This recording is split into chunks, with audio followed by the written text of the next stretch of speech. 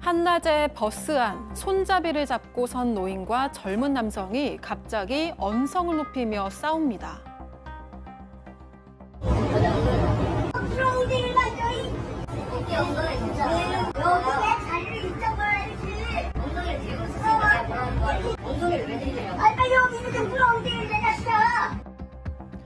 젊은 남성이 노인에게 줄곧 반말로 왜 여자에게 엉덩이를 기댔냐고 화를 내고 노인은 기둥에 기대어 서 있었다고 반박하는데요.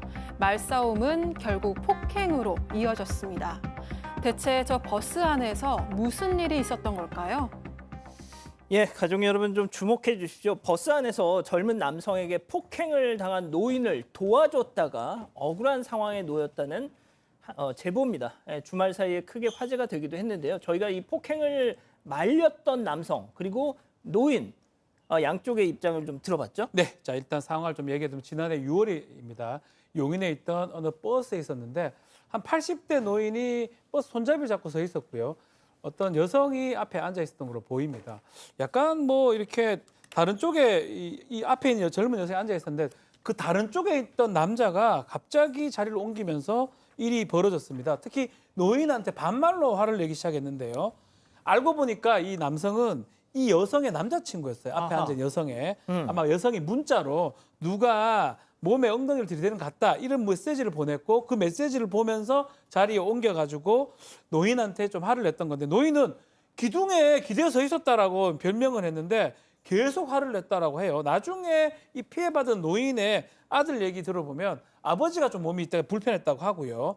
또 그러면서 사건 이후에 다른 사람 얘기 들어보니까 손잡이도 있고 이래서 버스 흔들리면서 몸이 부딪힌 게 아니냐. 근데 왜 엉덩이 만졌냐라고 시비를 걸었다고 합니다. 자, 제보자 이 20대 남성은 어르신에게 반말로 시비를 거는 그 여자의 남자친구 젊은 남성을 보면서 꾹꾹 이 분노를 누르고 있었답니다. 그러다가 더 이상 참을 수 없는 지경까지 왔다는 건데요. 제보자 얘기 직접 들어보시죠.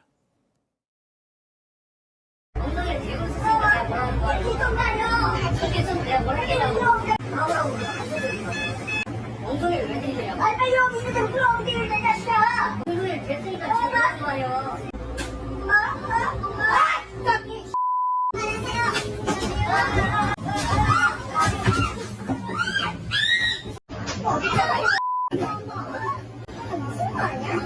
반말로가 계속 하길래 저건 좀 아닌 것 같은데 라는 생각을 했는데 상황이 심각해진다 그러면 내가 나서야겠다라는 생각을 했었고요. 할아버지를 그렇게 때린 것도 있고 뭐 할아버지한테 욕한 것도 다 봤으니까 우리 할머니가 그렇게 당했다 우리 할아버지가 그렇게 당했다 그러면은 다시 돌아와도 할아버지가 그렇게 맞고 계시면 저도 다시 나설 것 같긴 해요. 제가 말려도 그렇게 할아버지를 밀치고 뭐 마지막에 발로 차고 이랬는데 그때 당시에 이제 제가 나서지 않았으면 아마 좀 크게 다치실 수도 있고. 자, 다시 정리를 하면 그 버스에 타고 있던 여성의 남자친구가 먼저 자신의 여자친구가 저 할아버지가 자꾸 내 몸에 밀착해 라고 이제 주장을 하니까 그 남자친구가 먼저 저 80대 노인을 폭행한 겁니다. 자, 그걸 보고 있던 제보자가 이건 아닌 것 같다 해가지고 다시 둘이 싸움이 벌어진 거군요. 그러니까 이렇게 된 겁니다. 말씀하신 것처럼 저렇게 이제 이 반말로 이렇게 실랑이를 하고 시비를 거는 모습이 있었는데 이어서 결국에는 저 남성이 노인의 목덜미를 손으로 때리더랍니다. 그래서 도저히 제보자가 여기서는 안 되겠다 싶어서 적당히 해라고 소리치면서 남성에게 다가갔더니 뭐야라고 하면서 바로 또 몸싸움으로 이어졌던 겁니다. 그러다가 움직이는 버스 아니니까 둘 다 바닥에 쓰러졌고 쓰러진 채로 제보자에게 이 젊은 남성이 계속 발길질했다라는 거예요. 그러니까 또 이 노인이 와서 그 남성을 뒤에서 끌어당겼는데 또 그 남성이 노인까지 머리로 밀어버렸고요. 노인은 또 바닥에 쓰러졌던 겁니다. 그 상황에서 계속 발길질하다가 결국에는 저 남성이 노인의 얼굴을 발로 차기까지 했다라는 겁니다. 자, 지금 여기 좀 보세요. 저 검은 티셔츠가 제보자입니다. 그리고 이 회색 티셔츠가 이 노인을 먼저 폭행했던 그 남성이에요. 자, 교수님, 이 다음 상황, 네. 저 노인이 쓰러지고 나서 네. 저 회색 저 가해 남성이 머리를 발로 찼다면서요. 그랬다고 합니다. 내 머리를 그것도 80 노인 어르신의 머리를 뭐 사커킥으로 찼다, 뭐 이렇게 표현이 되어 있더라고요. 뭐 공차듯이 찼다라고 하는데요. 어떻게 사람의 머리를 저렇게 찰 수가 있는지, 그것도 어르신의 아이고, 정말 믿을 수가 없고요. 이분은 순간 의식을 잃었대요. 그래서 안면골절로 전치 3주 진단을 받았고, 뭐 얼굴에 멍이 든 거도 아프셨겠지만 저런 어린 손자, 아들뻘도 아니고 손자뻘이잖아요. 손자뻘한테 저런 일을 당하셨다는 거에 트라우마가 남아서 너무 마음이 힘들어하신다는 거예요. 안 그러셨겠습니까? 그리고 제보자도 남성에게 맞아서 코피가 심하게 났고 코뼈가 부러졌대요. 그런데다가 이 제보자는 그 전에 허리 수술을 좀 여러 번 받았었는데 이번 일로 허리가 또 재발을 해서 고생을 하고 있다고 합니다. 그럼에도 불구하고 이 제보자는 내가 그 시간으로 다시 돌아가도 나는 어떻게 뭐 참을 수는 없고 할아버지를 도와드릴 것 같다라고 얘기를 했어요. 나중에 이 할아버지의 아들이 왔습니다. 아들이 도착을 했는데도 그 남성, 그러니까 가해자와 그 여자친구가 미안하다, 죄송하다, 뭐 당연히 없이 그냥 낄낄거리고 웃고 있었다고 하면서 너무 분통을 터뜨리셨습니다. 자, 지금 뭐 교수님이 전해주신 말은 이 노인의 80대 노인의 아드님의 주장이라고 지금 일단 말씀을 드릴게요. 자, 그런데 얼마 전에 이 사건에 대한 법원의 판결이 있었습니다. 이 제보자의 생각과는 전혀 다른 그런 결과가 나왔다고 하는데요. 체크포인트 짚어보죠. 자, 공동 폭행, 폭행당한 노인의 아드님 얘기 들어보시죠.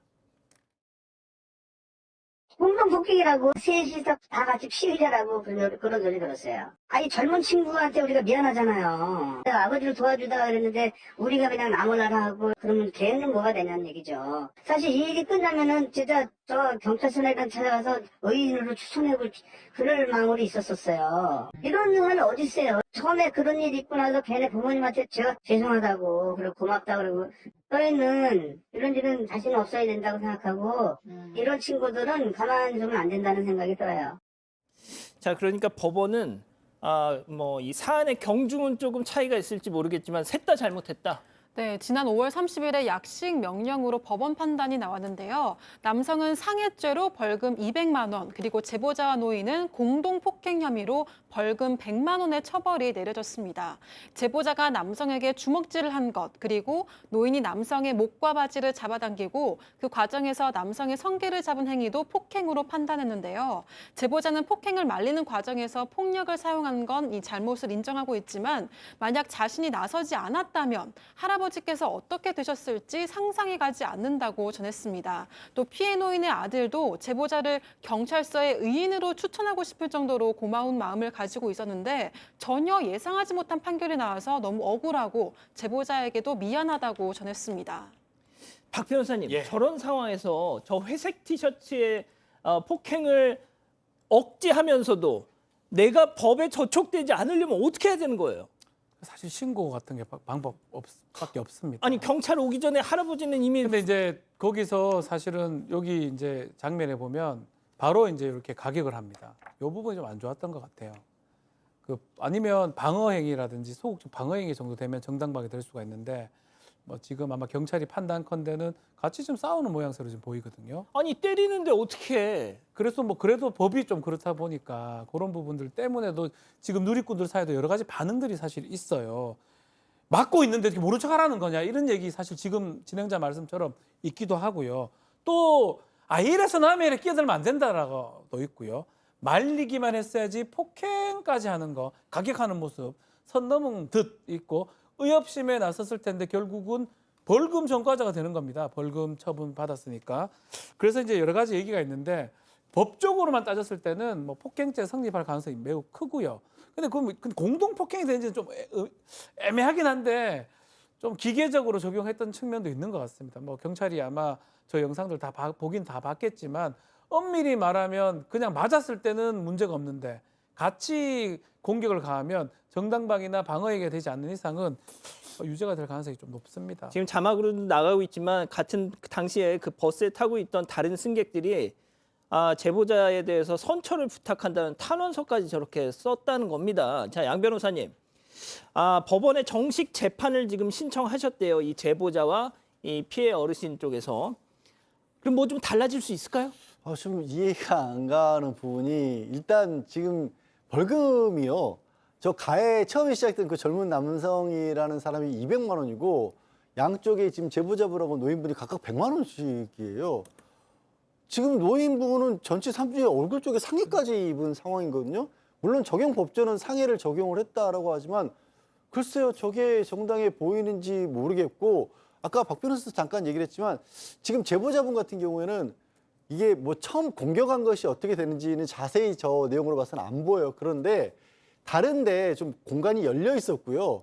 흔들리는 버스가 아니라 예를 들어 그냥 평지였다 이런 데였다라면 조금 자제하기가 좀 자제하지 뭐 그랬어 이런 얘기를 할 수 있지만 좀 위험한 상황이었다라고 저는 보이거든요. 보다 적극적으로 해석이 가능할 것 같고 무엇보다 노인분은 저렇게 해서 싸움이 나니까 뒤에서 저기 붙들고 말리기 시작한 건데 저걸 지금 공동 폭행으로 간 겁니다. 그러니까 둘이 한가운데 합세해서 저 회색 옷을 입은 젊은 남성을 때렸다라는 거예요.